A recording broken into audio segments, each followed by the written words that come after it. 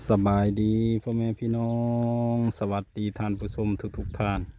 พอกับเคยลาคือเก้าพ่อแม่พี่น้องยามแรงๆของวันที่เก้าพี่น้องเลยมาจาก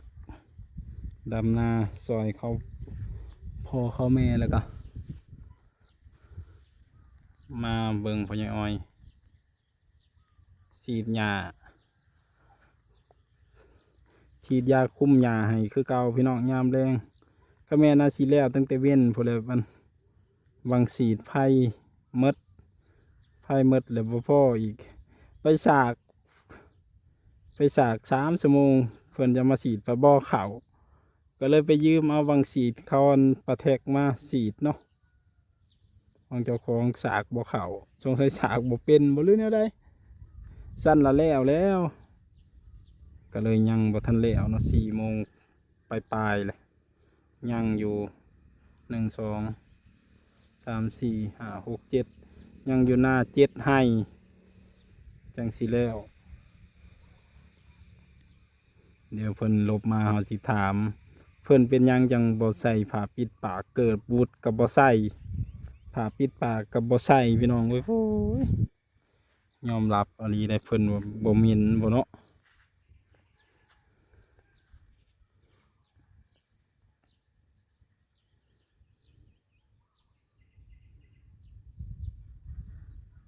ฉีดยาคุมหญ้าพี่น้องคุมกำเนิดหญ้าไว้มันขึ้นให้ขึ้นแต่เขาอย่างเดียวให้งามแต่เขาเนาะปีนี้ทงนี้แล้วเด้อพี่น้องหวานเอาปีนี้ปีแล้วนี่ดำโอ้ปีแล้วนี่ดำแถวนี้น้ำเต็มให้เต็มคันปีแล้วนี่ปีนี้ยังเนาะแล้วก็แตกต่างก็ได้กับอยู่บ้านนั้นแม่เคยลาเพราะว่าน้ำเขาแม่เพิ่นเต็มให้เต็มคันดำหน้าสบายบัดมาทั้งพี่บอกว่า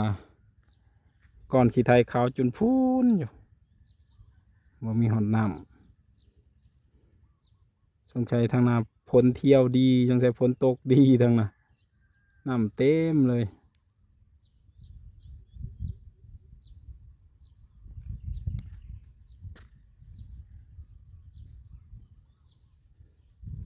เพิ่นกำลังกลับมาพี่น้อง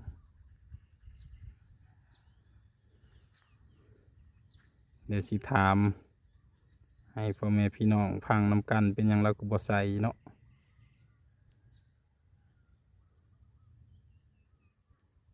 หายใจบ่ออกบ่หรือแนวใดเนาะเกิดวุดกับบ่ใส่ฝาปิดปากกับบ่ใส่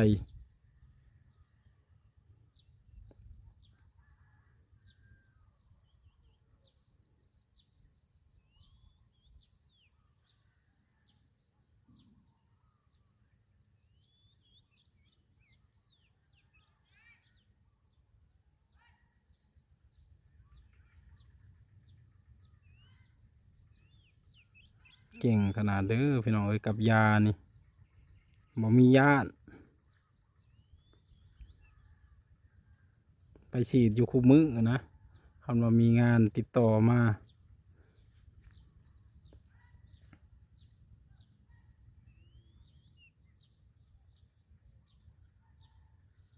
อันนี้เราใส่เป็นซองเนาะซองแล้วก็มันสิเป็นผงเอามาผสมน้ำสีดบ่ได้เอาเป็นแบบน้ำเนาะบ่ได้เอาเป็นกล่องอันนี้เอาเป็นซองพี่น้องเลยบ่ฮู้ว่ามันสิคุมได้ส่ำใดบ่ฮู้ว่ามันดีส่ำใดเนาะถ้าเบิ่งบัดเขาขึ้นคันหญ้าขึ้นน้ำก็แสดงว่าของปลอมคันขึ้นแต่เขาบ่มีหญ้าแสดงว่าของจริงเนาะ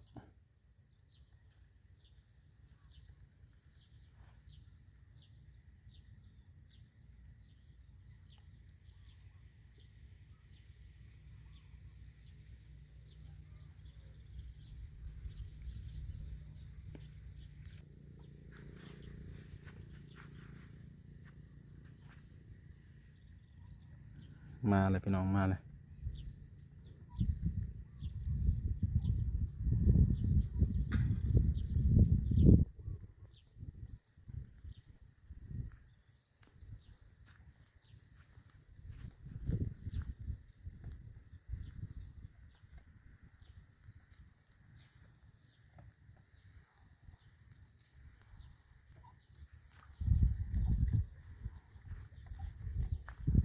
เป็นหยังเจ้าคือบ่ใส่ผ้าปิดปาก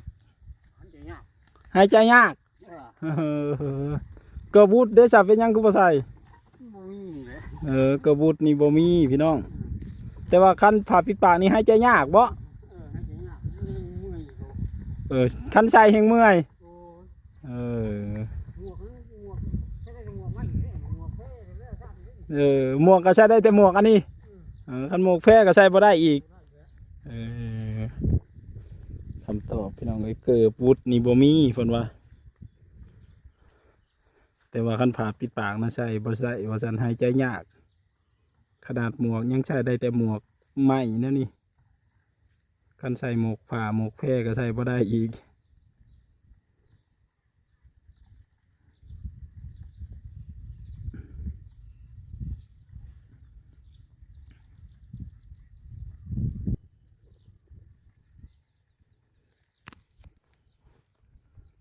นั่นแหละพี่น้องเฮาถามเลยเนาะเฮาก็คิดว่าเป็นหยังเพิ่นจังบ่ใส่เนาะที่แท้เกิบนะบ่มีเกิบบูดนะของเฮาประขาดกึ่งปึ้งอยู่คันสิให้ใส่ก็ได้พื้นมุนหมดเลยแต่ของเพิ่นนะบ่มีแต่ว่าผ้าปิดปากนี่ใส่บ่ได้เด็ดขาดเลยหายใจบ่ออกหายใจผืดว่าซั่นมุนมัด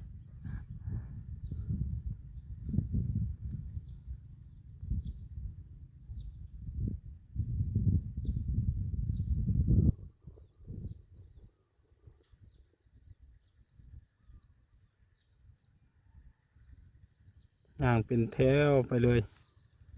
ชุดเลยชุดหน้าเลยแล้วก็ลบมาใหม่เนาะบ่แม่นว่าเอาให้เดียวแล้วได้แล้วทั้งยาวไปเทื่อเดียวเลย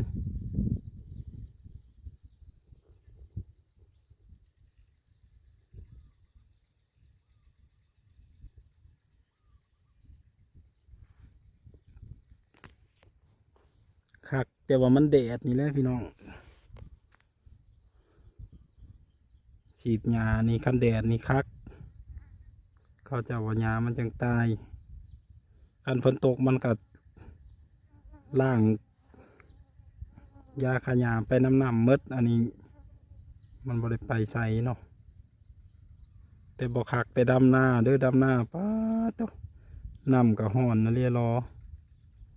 แดดก็แห้งคือว่าเฮาเลี้ยวเบางน้ำมันก็เต็กจนเหลื่อมตา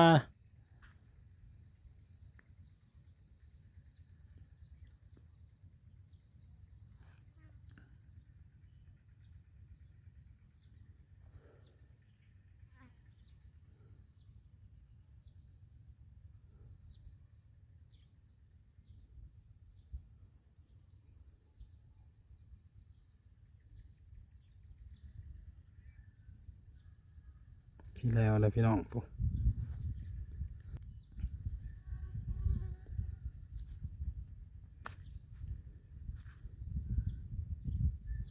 นี่สงสัยยามืดมาผสมยาใหม่แล้ววันนี้สั่นเพิ่นกลับมาแล้วอันนี้ยามืดแล้วนะสั่นเพิ่นฉีดกลับมาแล้วเนาะนี่เพิ่นยางมาเลยยามืดยังอีก3 ไห้ชุมนี้ก็ยังอีกขางหนึ่งเนาะยังอีก6 ไห้คือเก่าพี่น้องก็ยังอีกขางหนึ่งไก่ฉีดแล้วฉีดยาคุมยาพี่น้องคันได้ดำหน้าคันบ่มีเวลาลงมาก็ดำหน้าแล้วยังสิลงมาส่องเบิ่งเนาะแต่ว่าคันฝนตกต้องลงมาเบิ่งได้ยานำอังเข่าสิเน่าเพิ่นว่าต้องมาปล่อยน้ำออก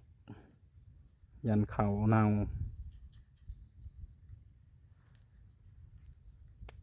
ขอให้ได้เข่าหลายๆเด้อ40ยังได้ประมาณจาก50ก็ยังดีเนาะคันได้50นี่ปีหน้าก็ว่านอีกคันได้30นี่โอ้ลุบแห้งเด้ขาดไปตั้ง40 สอบถ้าเบิ่งพี่น้องปีนี้เป็นตาพลดีอยู่เด้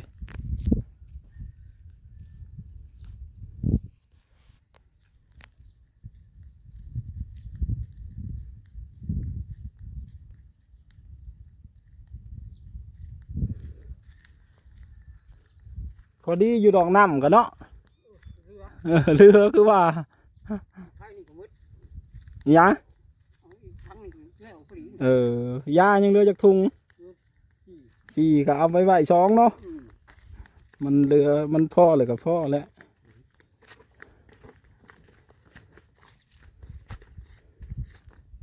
โอ้ยเอาไปมาฉีดจะเท่ากันแล้วเลย ก็แม่นไปยืมน้ำปลาแทกมาแต่เช้าแล้วแต่ตอนเที่ยง โอ้ ลืมคืนเสียว่าปลาแทกเพิ่นก็มีฉันแล้วแต่ตอนเที่ยงกระยาจากสีแล้วแหละบ่พออัน20 นาทีดอก โอ้ย ห้องยางไปโลดเนาะยางไปตึบจืดไปเลย ย นี่พี่น้องของปลาว่าเพิ่นพอดีงามเลยโอ้ชำนี่พอดีพี่น้องเลยบัดมันใหญ่มากมันก็แตกกกแตกกอกับเลี้ยวหาดินบ่เห็นพู้นแหละ โอ้ไปว่า เนาะพอดีงามชำนี้เนาะ พอดี ของเพิ่นผัด ที่ร้านของยุ่งน้อย แมน แล้วพอดีแตกคอ พอดีแตกกอเลยนี่ น้าพิษเดือด พอดีงามเลย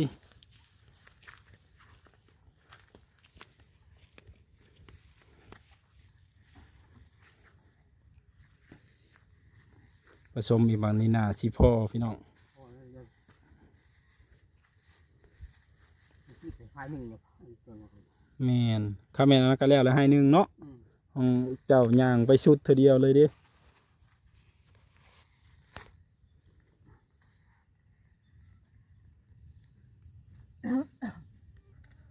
ร้ายอยู่ดอกหัวซ้ายมัน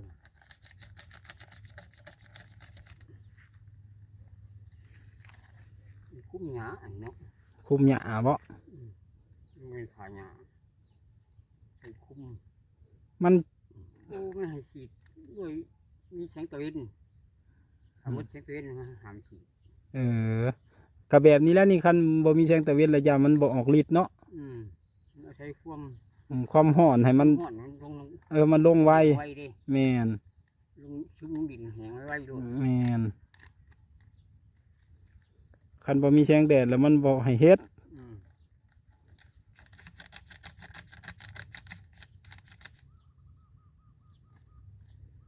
เป็นยาคุมหยาพี่น้อง ชุ่มบน เอาเบิ่งมันสิเป็นจังใด แต่คุ้มทั้งเขาทั้งหยาพวกนี้ไม่รู้ทำเป็นยาคุ้มหยาอ้อยพวกมันอ้อย อ้อยกูจะเกิด อันนี้ว่าสิคุมทั้งหญ้าทั้งเขาห้อย งานหลายพวก คุมแต่หญ้าเด้อบ่แม่นคุมเขานำคุมเขาบ่ได้กินข้าวเด้ คุ้มทั้งเขาเรียกว่าธาตุ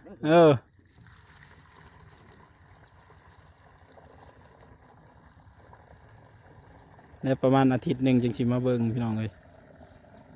กะว่ามันออกอยู่ดอกอาทิตย์หนึง พอติดเด้อ บ่พออาทิตย์บ่ ถ้าคนตกในนั้นหมอกแห้งคือเดี๋ยวนี้โอ้ย ยังออกไว้บ่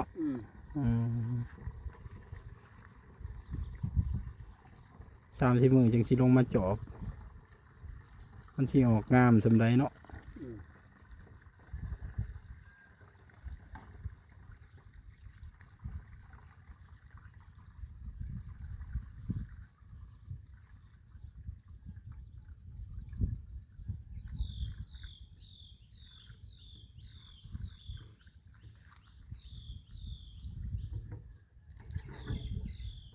โย่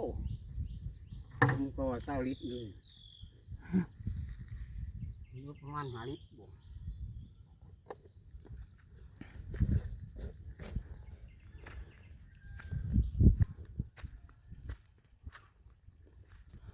คลิปนี้ก็สิขอลาไปเพียงเท่านี้ก่อนเด้อพ่อแม่พี่น้องขอบคุณทุกคนที่ติดตามรับชมพอกันใหม่คลิปหน้ากับเคยลาสบายดี